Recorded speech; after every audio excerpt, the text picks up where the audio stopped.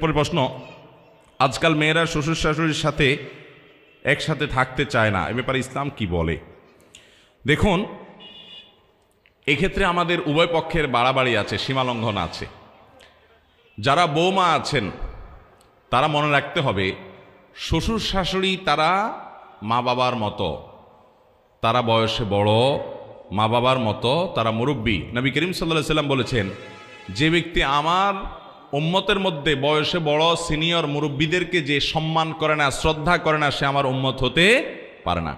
অতএব মেয়েরা তাদের শ্বশুর শাশুড়িকে সম্মান করবেন। ঠিক একই কথা ছেলেদের জন্য প্রযোজ্য, ছেলেরাও তাদের শ্বশুর শাশুড়ির প্রতি সম্মান করবেন। অনেক ছেলেরা আছে নিজের স্ত্রীকে কষ্ট দেয়, শ্বশুর শাশুড়ির প্রতি অসম্মান করে। ঠিক একই কথা মহিলাদের জন্য প্রযোজ্য, অনেক মহিলা আছে নিজের শ্বশুর শাশুড়িকে কষ্ট দেয়। মনে রাখবেন, শ্বশুর শাশুড়িরা তারা আগের জেনারেশন, তারা আগের যুগের মানুষ, তাদের অনেক অযৌক্তিক কথা তারা বলতে পারে, অযৌক্তিক কাজ বলতে পারে, তারা আপনার মতো বুঝবে না, এত স্মার্ট হবে না। আপনি আবার যখন বৃদ্ধ হবেন, আপনার ছেলেমেয়েরা অনেক আপডেটেড হবে, তাদের কাছে আপনি এরকম খ্যাত খ্যাত টাইপ হবেন, এটা কিন্তু মাথায় রাখেন। তারা কিন্তু আপনার চাইতে অনেক স্মার্ট হবে, আপনার অনেক কিছু তাদের কাছে হাস্যকর মনে হবে, অযৌক্তিক মনে হবে। তাদের কাছে আপনি তখন কেমন আচরণ করেন, আশা করেন? তারা আপনাকে তুচ্ছ তাচ্ছিল্য করুক, ছোট করুক, হেয় করুক, ঠাট্টা করুক, বিদ্রুপ করুক, হাসাহাসি করুক, এটা কোনো মা বাপ চাইবে? যদি না চান, তাহলে আপনি আপনার শ্বশুর শাশুড়ি, আপনার মা বাবার প্রতি সেরকম আচরণ করেন এবং ভালো আচরণ করেন। বিশেষ করে আমাদের বাংলাদেশের প্রেক্ষাপটে যৌথ ফ্যামিলিতে বেশিরভাগ পরিবারগুলো থাকে, এবং ইসলামও এই কথা বলে যে বৃদ্ধ মা বাবা যারা থাকবেন তারা তাদের ছেলে মেয়েদেরকে যেরকম স্নেহ করার তাদের ইচ্ছা আছে, সন্তানদেরকে স্নেহ করার ইচ্ছা আছে, ঠিক একইভাবে নাতিপুতিদেরকে আদর করার ইচ্ছা আছে। শ্বশুর শাশুড়ির সে অধিকার যেন নষ্ট না হয়, সেটাও আদায় করার চেষ্টা করতে হবে। অতএব মা বোনরা শ্বশুর শাশুড়ির সাথে মিলেমিশে থাকার জন্য আপ্রাণ চেষ্টা করবেন, বিশেষ করে বিয়ের পরে শুরুর দিকে। শ্বশুর শাশুড়ি যদি খুব বেশি ডিস্টার্ব করেন, খুব বেশি অত্যাচার বিচার করেন, আপনারা কোনো ভালো আলেমের কাছে যাবেন। নিজে নিজে ডিসিশন না নিয়ে পুরো অবস্থার বিবরণ করে ওই আলেম যদি আপনাকে পারমিট করেন যে হ্যাঁ, এই অবস্থায় আপনি আপনার দিন রক্ষার জন্য আপনি আলাদা হতে পারেন, তারপরেও আপনি শ্বশুর শাশুড়ির প্রতি আন্তরিকতা থাকবে, তাদের কাছে যাওয়া আসা করবেন, নিজের ছেলে মেয়েগুলোকে নিয়ে যাবেন আদর করার জন্য, তাদেরকে নিয়ে আসবেন, যেভাবে হোক তাদের সাথে সম্পর্ক আপনাকে রাখতেই হবে। আপনার স্বামী শ্বশুর শাশুড়ির সেবা করা আপনার উপরে সরাসরি ফরজ না, কিন্তু এটা আপনার নৈতিক দায়িত্ব যে স্বামী আপনার ভালোর জন্য এত কিছু করছেন, এত উপকার করছেন, আপনি আপনার জন্য এত কষ্ট করছেন, আপনার সন্তানদের জন্য, আপনার জন্য, সংসারের জন্য, সবার জন্য। সে শাশুড়ি, তার শ্বশুর শাশুড়ি খেদমত করা স্বামীর নিজের কর্তব্য, তিনি বাহিরে সারাদিন উপায় উপার্জন করেন, তাহলে তার অগোচরে তার দায়িত্বটা পালন করা এটা আপনার নৈতিক অধিকারের মধ্যে পড়ে, সেটা আপনি করবেন। এবং মনে রাখবেন, আজকে আপনি বউ, একসময় শাশুড়ি হবেন, আজকে আপনি ছেলে, একসময় শ্বশুর হবেন।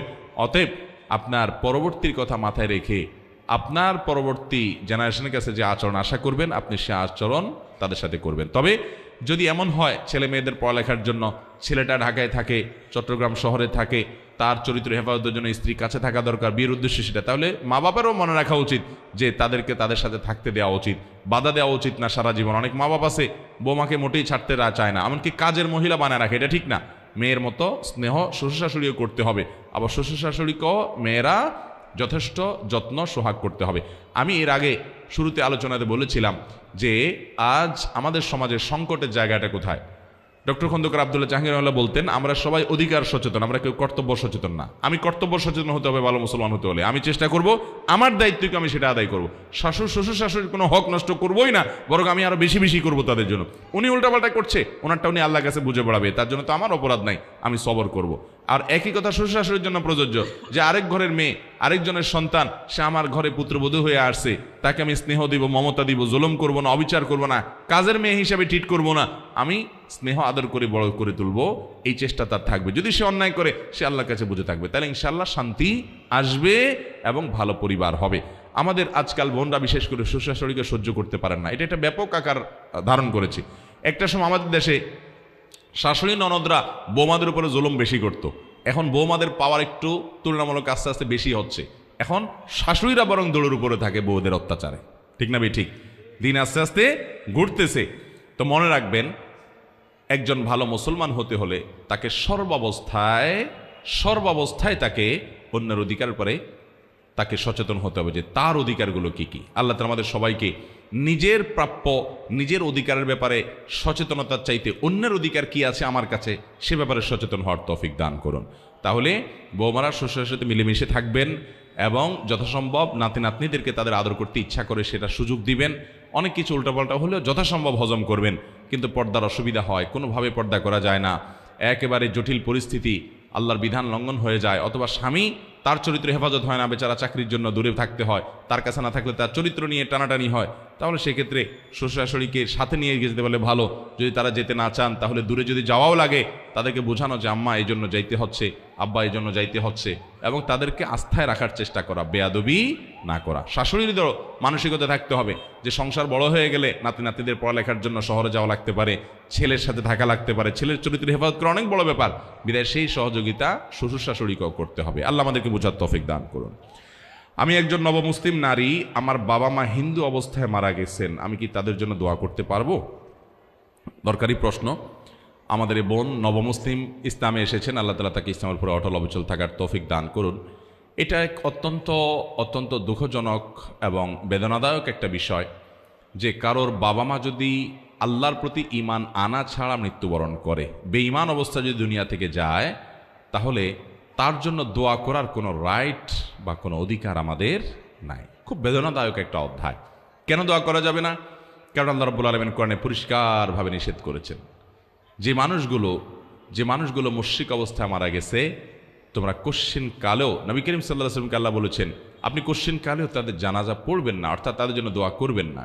নবী করিম সাল্লাল্লাহু আলাইহি ওয়াসাল্লামের চাচা আবু তালেব, তিনি নবী সাল্লাল্লাহু আলাইহি ওয়াসাল্লামকে সারা জীবন আদর যত্ন দিয়ে, সোহাগ দিয়ে, স্নেহ মমতা দিয়ে বড় করে তুলেছেন। এমনকি তিনি কাফের থাকা সত্ত্বেও কাফেররা যাতে নবীজির গায়ে আঁচড় দিতে না পারে সেজন্য কিন্তু আগলে রেখেছেন। হিজরতের সময়ের একটা ঘটনা, সুবহানাল্লাহ, কত স্যাক্রিফাইস করেছেন, কত আদর নবী সাল্লাল্লাহু আলাইহি ওয়াসাল্লামকে করেছেন। উনি যতদিন বেঁচে ছিলেন নবীজির দিকে তাকানোর, চোখ তুলে তাকানোর সাহস মক্কায় কোনো কাফেরের ছিল না। উনি দুনিয়া থেকে চলে গেছেন, সকল অত্যাচার অবিচারের স্টিম রোলার নেমে এসেছে নবী করিম সাল্লাল্লাহু আলাইহি ওয়াসাল্লামের পরে। এমনকি নবী করিম সাল্লাল্লাহু আলাইহি সাল্লাম তিনি তার জীবদ্দশার একেবারে শেষ মুহূর্তে পর্যন্ত তিনি তার এই চাচাকে ফিল করেছেন, অনুভব করেছেন। মৃত্যুর আগ মুহূর্ত পর্যন্ত মাথার কাছে বসে বলেছেন, চাচা আপনি একটু আল্লাহর প্রতি একবারের জন্য আপনি বলেন, আমাকে কানে কানে বলেন, বাস আমি আল্লাহর কাছে আপনার জন্য সুপারিশ করতে পারবো, আপনি অন্তত অ্যাকাউন্টটা ওপেন করে দিয়ে যান। কিন্তু তিনি শেষ পর্যন্ত সেটাও করেন নাই। দেখেন, নিজের এরকম আদরের চাচার জন্য পর্যন্ত দোয়া করতে পারেন নাই। এটা একটা পরীক্ষার বিষয়, এটা একটা ইমানি পরীক্ষার বিষয় যে আল্লাহর বিধান আমি মেনে নিতে পারছি না। আপনারা হয়তো মনে করবেন যে বাবা মা, কিন্তু আমার বাবা মা যদি ইমান হারা হয়ে যায়, আল্লাহ না করুন বেঈমান হয়ে মারা যায়, আমি আল্লাহর কাছে তাদের জন্য সুপারিশ করার আর কোনো এখতিয়ার আমার কাছে থাকে না। আল্লাহর কাছে তাদের বিষয়টাকে ন্যস্ত করতে হবে এবং নিজের নেকামলের দিকে মনোনিবেশ করতে হবে। তবে হ্যাঁ, যদি অমুসলিম বাবা মা বেঁচে থাকেন তাহলে আল্লাহ তাআলা তাদের ব্যাপারে বলেছেন ওয়াসাহিবুহুমা ফিদ দুনিয়া মারুফা, তাদের সাথে সদাচরণ করতে হবে। অন্য ধর্মের হলেও তাদের প্রতি সদাচরণ করতে হবে। অনেকে বলে আমার বাপ মা মাজার পূজা করে, এটা করে সেটা করে। আমি বলি যাই করুক না কেন, আপনার মা বাবার প্রতি আপনি দুর্ব্যবহার করতে পারবেন না, শ্রদ্ধা আপনাকে জ্ঞাপন করতে হবে। মোবাইলে বিবাহ হয়েছে, স্বামী বিদেশে আছেন, প্রায় 2 বছর হয়ে গেছে, এখন স্ত্রী চাইতেছেন স্বামী ছেড়ে অন্যত্র বিবাহ বসতে, এটা কি সঠিক হবে কিনা? দেখুন, বিয়ের পর পুরুষরা দীর্ঘদিন বিদেশে থাকা, শরিয়ার দৃষ্টিকোণ থেকে এটা প্রশংসনীয় বিষয় নয়, স্ত্রীকে রেখে বিদেশে থাকা। এজন্য আমি প্রবাসী ভাইদেরকে বলি, অনুগ্রহ করে হয় যতদিন, বিশেষ করে মধ্যপ্রাচ্যে আমাদের যে সমস্ত ভাইরা যাচ্ছেন বা বিভিন্ন দেশে কাজের জন্য যাচ্ছেন, তাদেরকে বলবো হয় অবিবাহিত অবস্থায় প্রবাস জীবন শেষ করবেন, একসাথে যে বছর থাকা, টাকা পয়সা কামা রোজগারি করে আপনার পুঁজি টুজি সংগ্রহ করে চলে আসবেন, দেশে এসে বিয়ে শাদী করবেন। আর না হয় বউকে বিদেশ নিয়ে যাবেন, দুইটার একটা। বউরে দেশে রেখে আপনি বিদেশে পড়ে বছরকে বছর প্রবাসে থাকবেন, এটা কখনো ইসলামের দৃষ্টিতে ভালো জিনিস হতে পারে। স্ত্রীর অধিকার আছে না নেই? এভাবে দেখা যায় স্ত্রী সে খারাপ পথে চলে যায়, অনেক সময় সে গুনাহের দিকে চলে যায়, চরিত্র নষ্ট হয়ে যায়, ছেলে মেয়েগুলো নষ্ট হয়ে যায়। সবচেয়ে বড় সম্পদ ছেলে মেয়ে। টাকার লোভ এত মারাত্মক। আমি অনেক প্রবাসী ভাইদেরকে দেখেছি এবং বলেছি, ভাই কত বছর আছেন মালয়েশিয়াতে, জাপানে, সৌদি আরবে, যেখানেই গেছি আমি প্রবাসী বাংলাদেশি ভাইদের যা মনে হয়েছে যাকে লং টাইম আছে, বউ কাছে নাই, তাদেরকে জিজ্ঞেস করি, অনেকে বলে 10 বছর, কেউ বলে 15 বছর, কেউ বলে 20 বছর। আমি বললাম, ভাই এই টাকার নেশার কিন্তু কোনো এন্ডিং নেই, এটার কোনো শেষ নাই। একজন বড় ব্যবসায়ী দেশের শীর্ষস্থানীয় আমাকে একবার বলছিলেন ডেকে, কোনো একটা কথা প্রসঙ্গে আমার বন্ধু মানুষ বলছিলেন, হুজুর বলেন তো সবচেয়ে বেশি নেশা কিসের? আমি তো কখনো নেশা করি না, আমি জানবো কেমনি? আপনি একসময় করছেন, আপনি বলতে পারেন। উনি একসময় করতেন, এখন ভালো হয়েছে। পরে আমাকে বললেন, হুজুর আপনি বুঝেন না আমার প্রশ্ন। আমি ওই নেশার কথা বলি নাই, এই ইয়াবা অমুক তমুক বিভিন্ন মাদক, এগুলোর নেশা এমন কি নেশা? পৃথিবীতে সবচেয়ে বড় নেশা হলো টাকার নেশা। এই নেশাটা এত মারাত্মক, কেন কামাই করে, যে কামাই করে সেও জানে না, নেশা হয়ে যায়, হালাল হারাম বাজ বিচার না। হ্যাঁ, হালাল টাকার অনেক দরকার আছে। আপনি ব্যবসা বাণিজ্য করে কোটি কোটি টাকা কামাই করেন, হালাল, এটার দরকার আছে না নাই? যত বেশি হবে আপনি তত বেশি আল্লাহর কাজ করতে পারবেন, কিন্তু হারাম টাকার এক টাকারও দরকার নাই। তো যাই হোক, প্রবাসে যারা আছেন তারা স্বামীর হিসাবে স্ত্রীর অধিকারের দিকে খেয়াল রাখবেন। এখন কথা হলো, প্রবাসে স্বামী যদি 2 বছরের জায়গায় 3 বছরও থাকেন, তো আমি যেটা বলছিলাম, প্রবাসে যদি স্বামী 2-4 বছর পড়েও থাকে, এই জন্য স্ত্রী চাইলেই আরেক জায়গায় চলে যেতে পারবে না। যদি যেতে হয়, বিয়ে হয়ে থাকলে তার কাছ থেকে তালাক নিতে হবে। তার কাছ থেকে নিতে হবে, তালাক নিতে হবে। তালাক নেওয়ার পর এরপর তিনি অন্যত্র বিবাহ বন্ধনে আবদ্ধ হতে পারবেন। চাইলে আর যা চলে যাবেন, এত সহজ না। এরপরে প্রশ্ন হলো, স্ত্রীর যদি নেশা পরিমাণ স্বর্ণ বা সম্পদ থাকে, তাহলে সে সম্পদের জাকাত কি স্বামীর টাকা থেকে পরিশোধ করতে হবে, নাকি স্ত্রীর সম্পদ থেকে জাকাত পরিশোধ করতে হবে?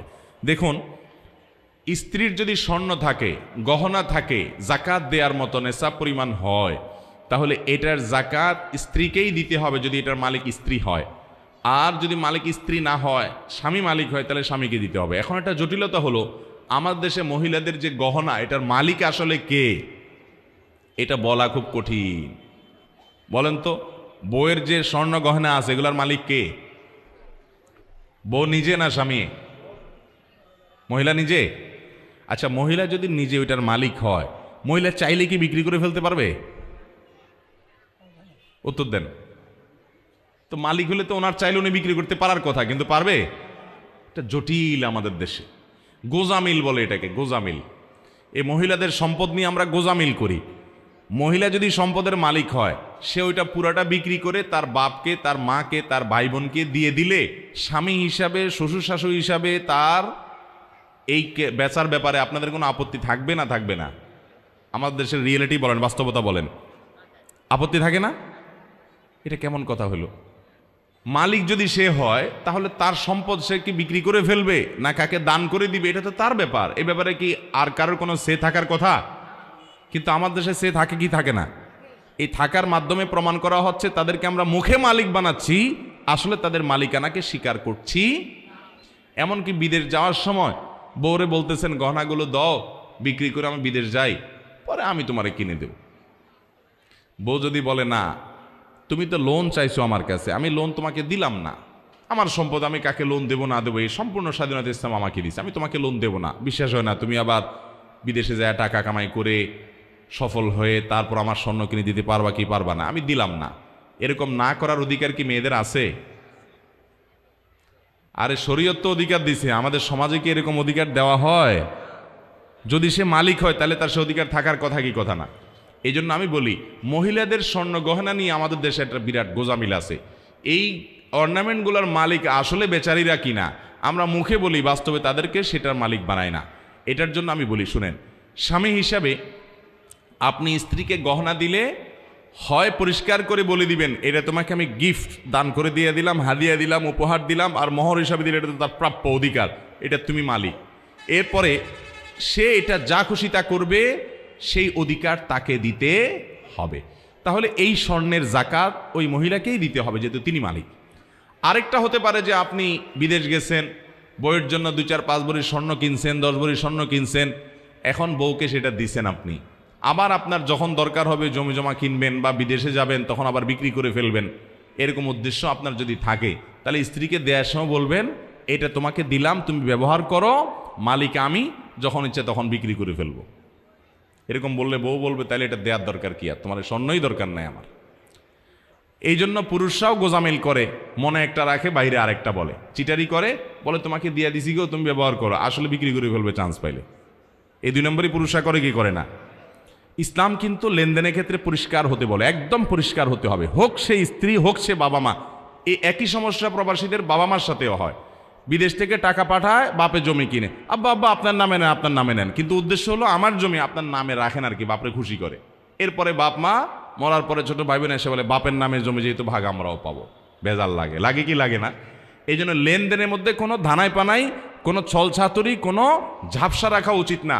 লেনদেন করতে হবে পরিষ্কারভাবে, এবং এটাতে কারোর মনে কষ্ট রাখা উচিত না। সেটা মূর্খতা যদি কেউ মনে কষ্ট রাখে, খোল্লাম খোলা হওয়া উচিত এবং পরিষ্কার হওয়া উচিত। যাই হোক, যেটা বলছিলাম, মহিলারা তাদের গহনার ব্যাপারে আপনার তারা যে গহনাগাতি এগুলোর জাকাত দিবে, তারা যদি নিজেরা মালিক হয় তারা জাকাত দিবে, আর স্বামী মালিক হলে স্বামী জাকাত দিবে। এখন কত হলো মহিলারা জাকাত দিবে কোত্থেকে? আরেক প্রশ্ন, টাকাটা পাবে কই? তাদের উপার্জন নাই। এটার উত্তর হলো মহিলাদেরকে মহরের মাধ্যমে টাকার মালিক শরীয়ত বানাইছে না বানাই নাই? এখন মহিলা যদি নিজের মহরের টাকা নিজে না নেয়, স্বামীরে মাফ করে দেয়, তো সে নিজের পানি যে কুড়াল দিছে। মহিলাকে বাবা মায়ের পরিত্যক্ত সম্পদ ইসলাম অধিকার দিছে না দেয় নাই? আবার তিনি ঘরোয়াভাবে চাইলেও নিজে অনেক উপার্জন করতে পারে পর্দার মধ্যে থেকেও। তাহলে তাদের উপার্জন অনেক মাধ্যম আছে। স্বামীর কাছ থেকে হাত খরচ স্বরূপ, উপহার স্বরূপ টাকা পয়সা নিতে পারে, এগুলো থেকে তিনি জাকাত আদায় করবেন। আর যদি এগুলো তার না থাকে, স্বামীকে রিকোয়েস্ট করেন, স্বামী তার হয়ে জাকাত আদায় করেন, তাতেও আদায় হয়ে যাবে। কিন্তু তাকে জানাবে যে ঠিক আছে, তোমার গহনা জাকাত আমি দিয়ে দিলাম। স্বামী স্ত্রীর মধ্যে আমাদের দেশে আলহামদুলিল্লাহ বন্ডিং বোঝাপড়া থাকে বেশিরভাগ ফ্যামিলিতে। স্বামী বললো ঠিক আছে আমি তোমার স্বর্ণের জাকাত দিয়ে দিলাম, বা স্বামীকে বললো আমার জাকাতটা তো আসছে দিয়ে দিও, স্বামী দিয়ে দিল, তাতেও আদায় হয়ে যাবে। মোহতারাম হাজরিন, প্রশ্নে অনেক আছে, প্রশ্ন স্তূপ আছে, কিন্তু আমাদের জুমার সালাতের প্রস্তুতি নিতে হবে। আমার মনে হয় শেষ করা দরকার, যেহেতু আমাদের জুমার আলোচনা শুরু হবে।